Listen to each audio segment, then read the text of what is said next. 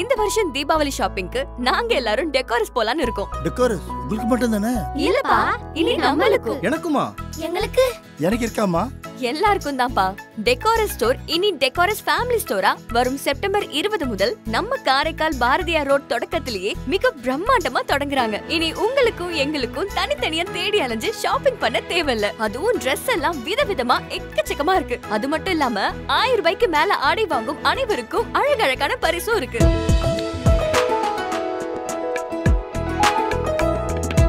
Happy Deepavali.